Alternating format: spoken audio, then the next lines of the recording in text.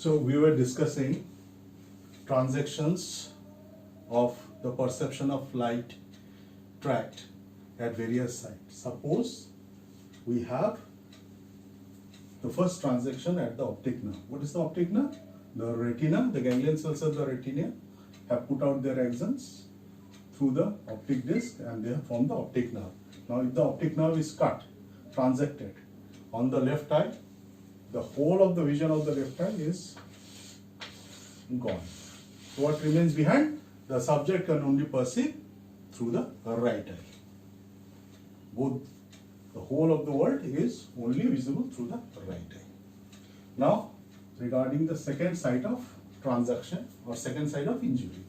Now, suppose if we have a transaction at the optic chiasma, nasal fibers from both sides will be cut. So this is the first scenario. The second scenario is being nasal fiber from both sides of the cut. Therefore, temporal world, light from the temporal world, both sides, light from this part coming to the either eye, light from this part coming to either eye will be hampered. So there will be temporal blindness on both sides. So this is known as bitemporal hemianopsia. Now regarding the third transaction, if we say on the left side, the third transaction.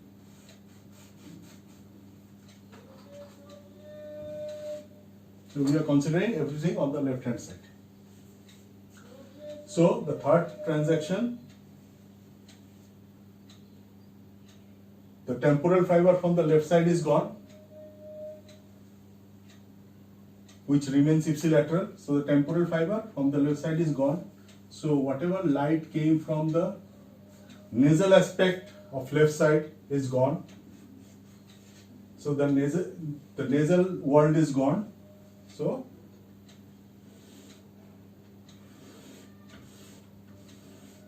left side,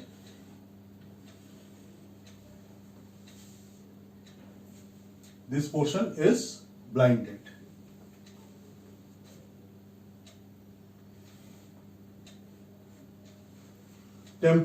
Light from the periphery, the temporal world is coming to the right eyeball and it is being gathered at the nasal fiber which is crossing over to the other side. So here the temporal aspect of the right side will be lost.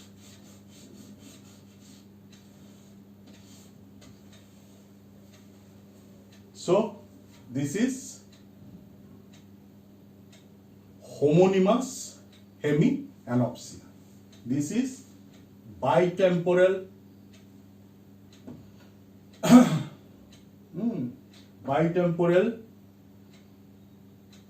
anopsia. Both temporal side will be gone. This is homonymous, same-sided hemianopsia. Same-sided, half of the visual field gone. Same-sided means on this side. Fourth, please remember this. This was the loop of Meyer or Meyer's loop.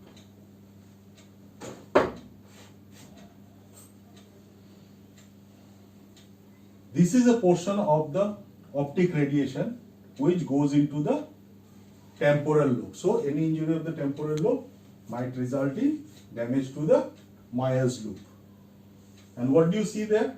Suppose the left-sided Meyer's loop is damaged. You will see damage on the right side of the world. So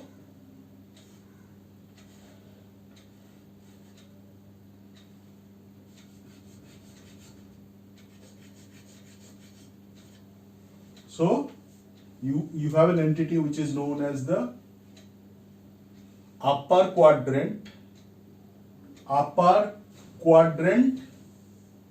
contralateral anopsia or the superior contralateral quadrantopia. It means that the vision is gone from 1/4 of each eye field on the upper side, and if the left side is affected, the right half of the visual world is gone. Usually this is accompanied by macular sparing, or the macula or the vision which gives you accurate and color vision remains intact.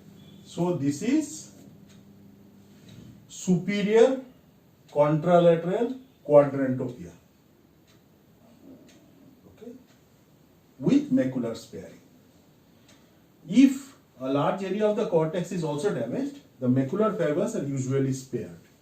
So if the left side is gone, the whole of the left side may be lost.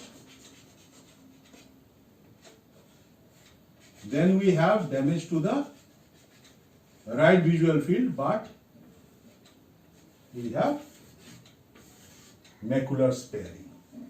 So this is what happens when you have transaction at various levels. Okay.